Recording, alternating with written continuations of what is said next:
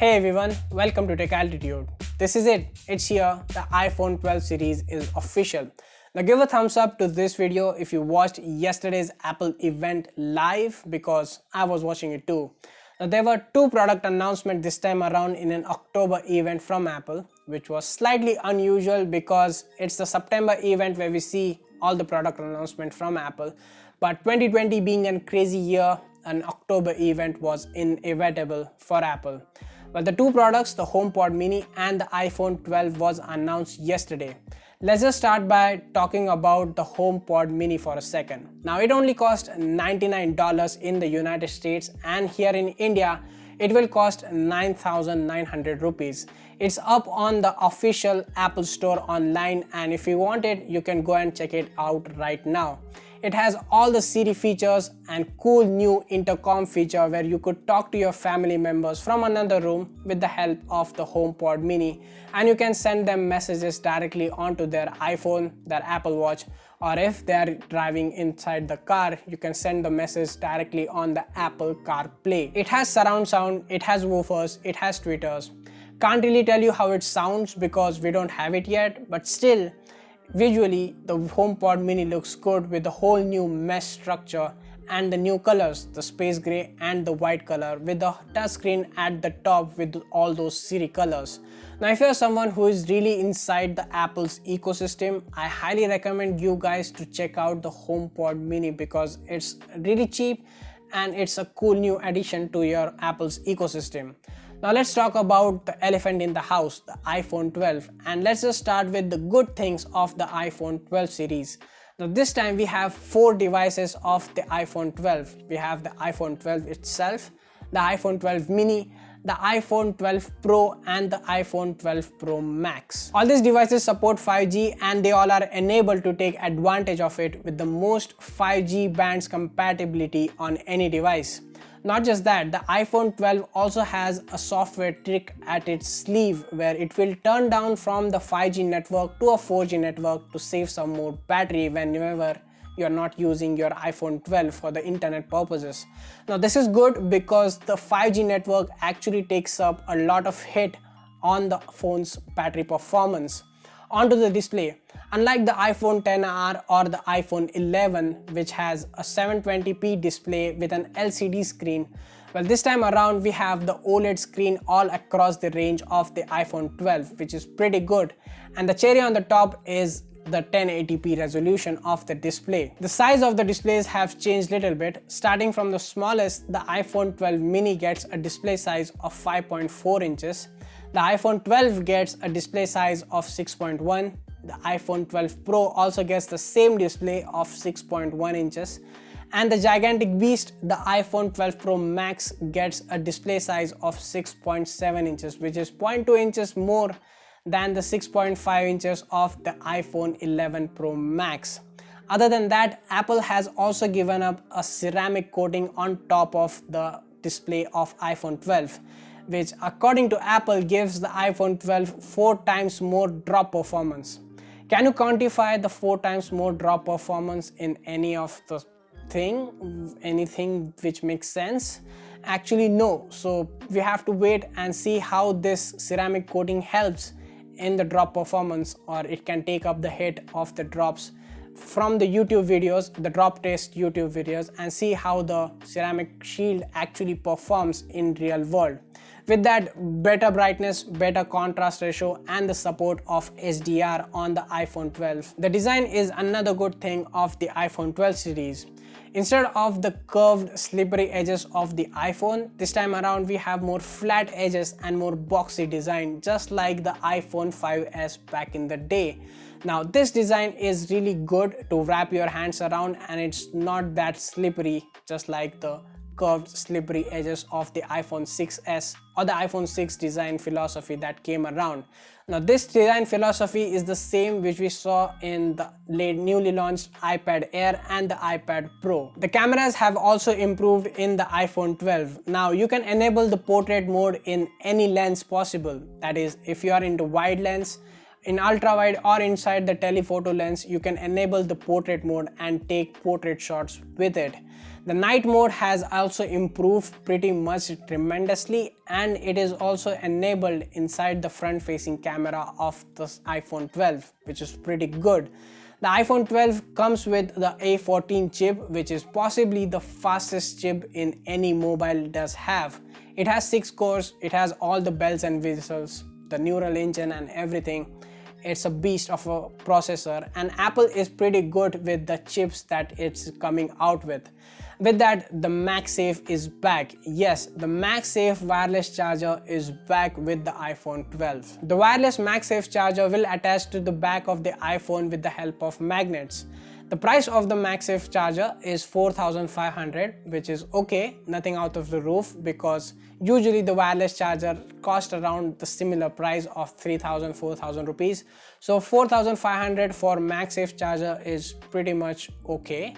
And with that, the MagSafe charger also comes up with the MagSafe cases from Apple, which enable you to attach the MagSafe charger onto it, or if you want a MagSafe wallet from Apple, it's also available on the store as well. Let's talk about the bad part. First off, no USB Type-C. I mean, come on Apple, you have killed the Lightning port on every iPad possible and still keeping up with the Lightning port here on the iPhones. Well, it doesn't make any sense when you're talking about the forward-thinking legacy and everything. Well, iPhone needs USB Type-C. Second thing is no ProMotion display that we all expected. Now, we all expected that the iPhone 12 will have a 90Hz or a 120Hz refresh rate display that has been making its way inside cheaper phones now. Now, phones starting from 20,000 rupees still have 120Hz refresh rate, but the iPhone 12 doesn't have that. Well, I think it's mostly because of the supply chain. Apple didn't get any of the vendors who can supply them a high refresh rate display at their mass production level. That's why they didn't come up with the high refresh rate display. Well, this is just my speculation. Third thing is no charging adapter inside the box. We already knew this was coming, and Apple will put this into some kind of environmental perspective, which I agree with Apple that yes, everyone has a charging adapter lying around inside their house. But Apple, why did you put a USB Type-C to a Lightning port cable inside the box? I mean, it's forward thinking that you have given us a USB Type-C cable inside the box, but most of the adapters that I have at my house, or most of the people's house, they have an adapter which has an output port of a full-size USB or a USB Type-A.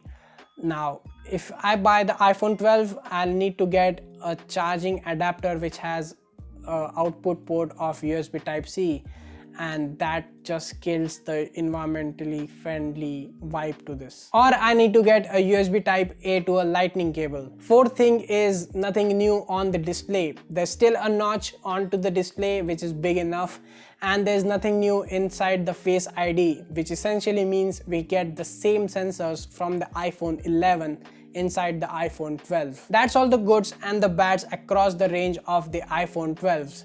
Now let's get down to the more details. There's actually not much of a difference between the iPhone 12 and the Pro lineup. The prices are around the same when you compare them with the previous versions of the iPhone. The base storage of the iPhone 12 Pro actually starts at 128 gigabits instead of the 64 gigabits on the iPhone 12, and the only difference remains is in the size, the colors, and the cameras of the devices. And you get everything similar: the IP68 water resistance, the A14 Bionic, the similar displays of the iPhone 12 and the iPhone 12 Pro, the MagSafe, and every other feature that iPhone 12 has, iPhone 12 Pro has is virtually have on the iPhone 12. On the Pro versions of the iPhone, you get a stainless steel body rather than an aluminum one on the iPhone 12. More premium colors with the gold and a blue color and those metallic finish on the stainless steel. The iPhone 12 Pro has an additional telephoto camera at the back with a LiDAR sensor for more faster, better autofocus, portrait shots at the night, and virtual and augmented reality betterment. Speaking of cameras, let's talk about photos. On the iPhone 12 Pro, you can actually take a raw photograph. Now if you're someone who is really into photography and DSLR photos, you know what I'm talking about. Raw photos are the real thing. You can change one aspect of the photo without even shaking up another aspect of the photo and still maintaining the sharpness, the clarity and the renders of the photo. Well, this all feature was inside a DSLR cameras up until now, but with the iPhone 12 Pro, it's all coming on to the mobile phones. Well, it's a Pro feature and it's only on to the iPhone 12 Pro. And now we have talked one aspect of camera, that is photo. Let's talk about the second aspect, the video. iPhone 12 Pro variant gets Dolby Vision and a 10-bit video recording feature, which we can see only inside very expensive cameras. With the Dolby Vision, you get better low light performance for videos and more dynamic range to play with. You can also edit the videos directly inside the Photos app if you want, and that just kills the need of a camera and a video editing machine. The sensor shift optical image stabilization is another better thing that has come inside the iPhone 12 Pro. Now, instead of the lens optimization, the sensors actually shift inside the iPhone 12 Pro. The sensor shift feature or the optical image stabilization can make corrections of up to 5,000 corrections per second, which makes the videos more stable, just like you're holding the cameras inside a gimbal. Now, all this Dolby Vision and this 10-bit video recording features, the LiDAR sensor, the Pro RAW footage, how many of us is going to use this on daily basis? Well, the chances are a very small amount of population is really going to flex the muscles of the iPhone 12 Pro. For us normal people, the iPhone 12 is more than enough for using us for a day-to-day life, our social media, WhatsApp and day-to-day calls. The iPhone 12 will keep up with all the horses that we need. Of course, if you want the absolute best of it and you have the money, it's the Pro variant you should go for. But for me and for most of the people, the iPhone 12 makes most sense. Even more when you look at what the prices of the iPhone 12 is. Well, the prices are really very similar with the US variant of the iPhone 12s here in India. Just add more zeros to it. The price of the iPhone 12 mini starts at $699 in United States. And in India, it is 69,900 rupees. For the iPhone 12, it is $799 in United States, and in India it is 79,900 rupees. For the Pro version, it's whooping 1,19,900 rupees, and the Pro Max version it is 1,29,900 rupees. That's just, given the choice, I will choose the iPhone 12 mini all day long. First off, it's small, and second off, it still packs the powerful performance of the iPhone 12 with the A14 Bionic. Now, 5.4 inches screen is enough for me, because I've been using the iPhone 7 Plus for what, 5 years now, and it has a display of 5.5 inches, which is pretty much enough for me because I do a lot of things on my iPhone, from gaming, video editing, document editing and a lot of things. So 5.4 inches is just virtually enough for me for doing all the things that I'll do on my phone. What do you think? Given the choice, what will you choose from the lineup of iPhone 12? Even if you are not buying it, comment down below this video what will you choose if you have the choice of buying all of these iPhones. So that's all about the iPhone 12. Now if you're someone who is using the iPhone 11 already, I'll suggest you don't go and buy out the iPhone 12 because there's not much of a difference between the iPhone 11 and the iPhone 12. Instead of the screen, if you don't like the 720p screen of the iPhone 11, the iPhone 12 is the better upgrade for you guys. But if you are really happy with the iPhone 11 and you just don't want the absolute best, don't upgrade with the iPhone 12. Now, if you're someone who is using the iPhone 7, iPhone 8 or something like that, then this is the perfect chance to upgrade your phone. Exchange your phone, the iPhone 7 or the 8 for the iPhone 12. It is a better phone. There's also the cheaper option, the iPhone SE and the iPhone 11, which will get big discount in the upcoming Flipkart and Amazon sale. To know more about it, you should watch my previously uploaded video. The link will be in the description box. And yeah, do check out that video as well. You'll get better deals on the cheaper iPhones.